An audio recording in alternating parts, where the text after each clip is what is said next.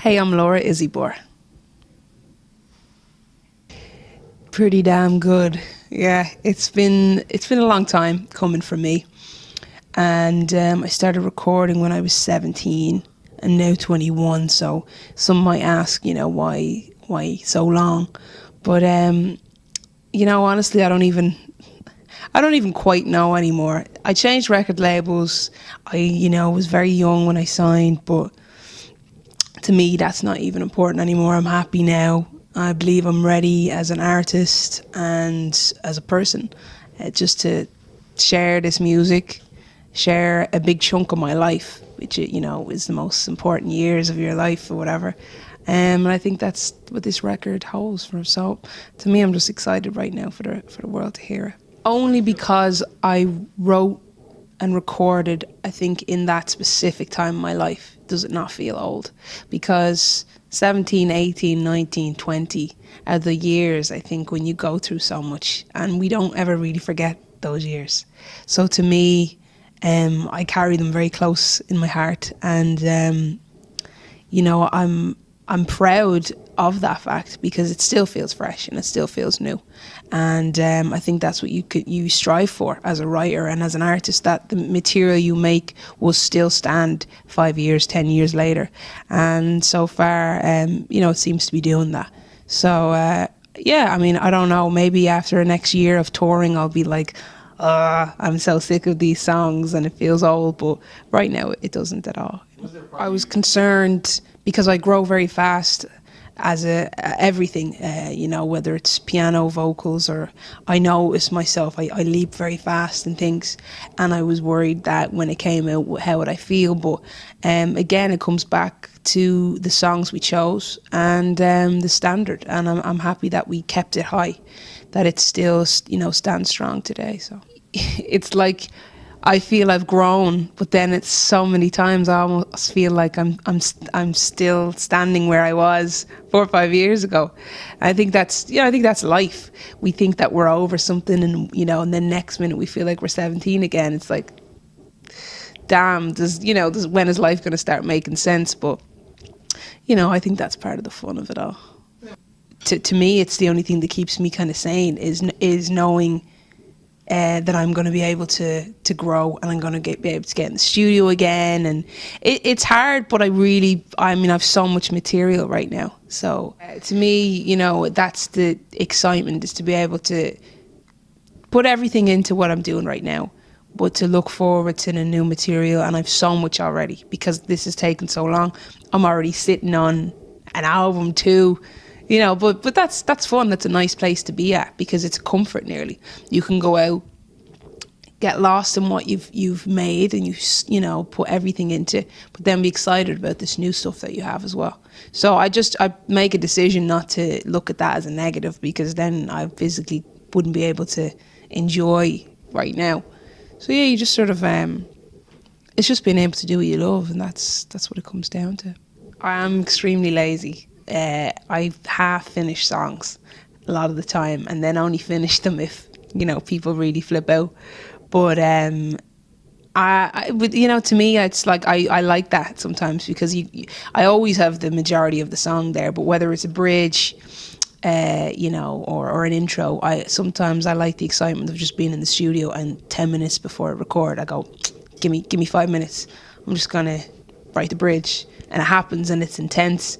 But then there's other songs, I go the full yards. I start producing it, I finish it, I ad-lib, so it's ready to record.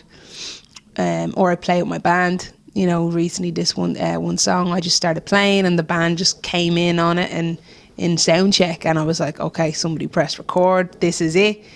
All we need is a studio and it's done. So there's a few different processes, but it's all relevant. We actually did record one of the sound checks, so I got it. But yeah, it's always a worry, and it does happen. It has happened. There's times I've even done a vocal, just like a run through, and then something happens, somebody wasn't recording it, and you're like, oh my God, that was the take. But, all you can do is try again, and hopefully it will, the magic will reoccur. I think it's huge. I think, you know, when you kind of come to my shows, I do talk to the audience a lot, and I like to connect to them and let them know that, let them know who's writing the songs as well. Not, there's definitely a like, you know, you like to keep your privacy, but I think with the fans, I always have this real urge just to kind of want to let them in a little bit and connect on that more intimate level. So with blogs and stuff, that I love doing that, but I even more so just love when I check in with them, you know, face to face in the gigs, and just really have a chat, you know, an update on life. I ask them sometimes, you know. You just got to keep those levels of connection as open, I think, as you can. It was definitely a new feeling, you know, and it's something I'm still sort of like, you know, really, really smitten about. I think it's so nice to actually kind of, you know, if not get them through something, just that they can relate and they can kind of go, oh, no way, she's going through that too.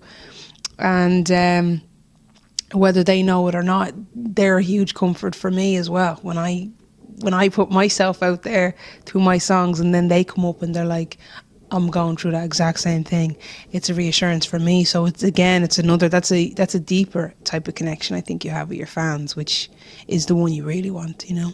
I think that there's a limit, there's a fine line, in my opinion. I don't go to the point where I see a lot of artists go, which is totally, you know, to each their own. There's nothing necessarily wrong with it, but yeah, I think the music should be the deepest connection, and then everything else is just nearly out of, you know, goodwill or not goodwill, just to kind of let you know what I'm doing, what I'm up to. But if you really want to know me, I think it's kind of come to my shows or really listen to the music. You don't need to know that I'm literally just washing my hair or I'm literally just painting my nails. That, to me, that's cool, but that's not. I think my fans as well don't really care. They want to know the real stuff, you know. So I think it's a fine line, personally, you know. Keep it away to that point, but still have a strong connection as well. Honestly, it's like I really am just so focused on my music that what excites me is my next record already. Creating, writing, developing my live set with my band, the acoustic set. You know, it's all up here. That's what I sleep, eat and breathe, really. You know, and when I'm home, when I've like time to breathe and think, it doesn't last very long. I'm already back again thinking, how can I progress? So I'm really content right now, what I'm doing, you know. I was just home for a weekend, and I genuinely found it hard to actually just relax. I was like, oh my God. I was like, what? I never really had this problem before. But I think when you're out, you're told, you know, you might get tired at 11 o'clock because you've been up since 6. And you're like, obviously, I'm going to go get some sleep. And it's like, no, your show's not till 1. So you sort of have to fight past tiredness. But when you're home, you don't have to do that. So it's sort of like, you know, you get kind of a bit restless and things. So I like to go home, but not for too long. Actually, my mother would hate me saying that. She wants me to stay. But yeah, I mean, I love what I do, so I want to be doing it as much as I can, really. Make sure I didn't miss it. Damn, that's our food. Damn. Hello. The best of you is have a food intermission. Food. Yeah, that's good. Right up. Hey. Just ordered Thai food. That's perfectly fine. Okay. Thank you.